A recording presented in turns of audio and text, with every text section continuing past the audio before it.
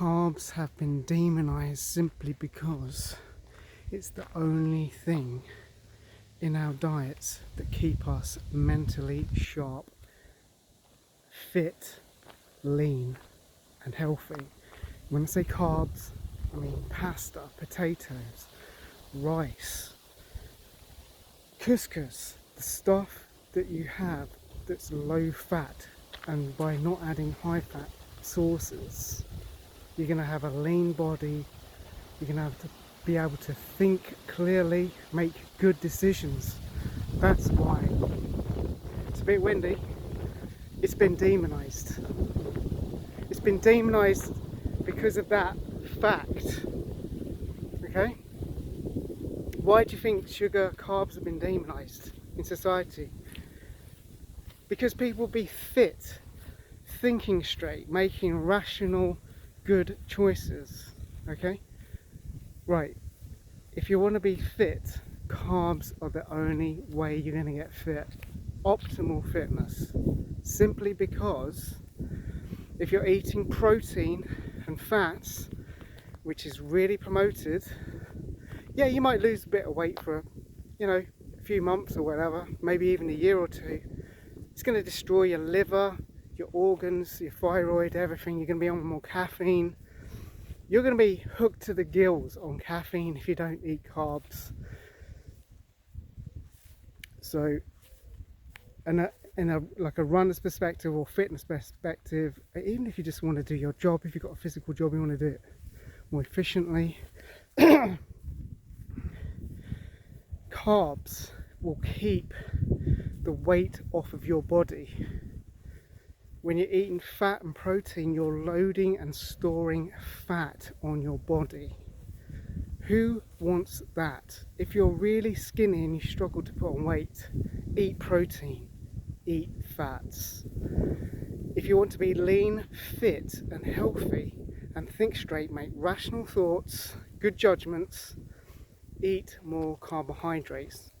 80 to 90% of your daily meal should be carb focused for optimal performance of the human body. Do you see other herbivores, frugivores, think to themselves, do you know what, I want to lose weight, so what I'm going to do is eat a hell load of fat and protein and take drugs for energy? That sounds like a good idea, doesn't it?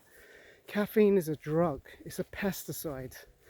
People are drinking pesticide, a natural nature's pesticide, which is caffeine.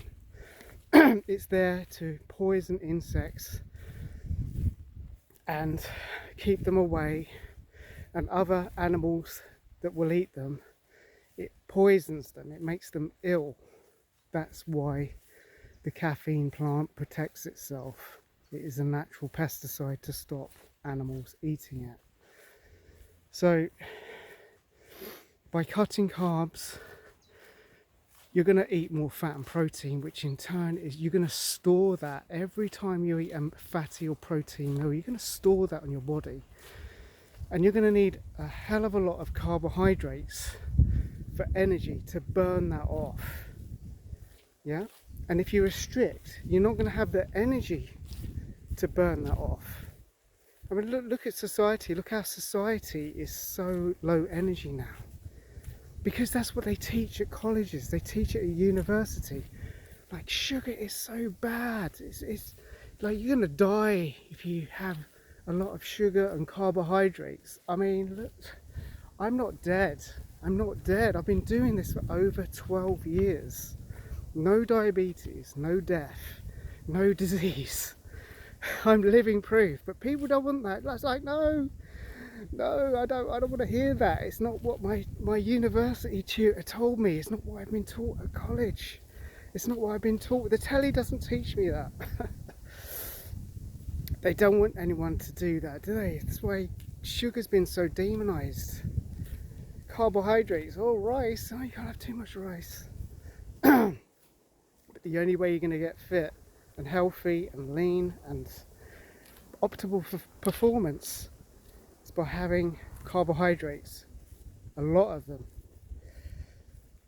because you store it as glycogen. You burn fat, and you burn fat off your body in the flame of carbohydrates. The more carbs you eat, the more energy you're going to have, and the more fitness you're going to have to burn the fats.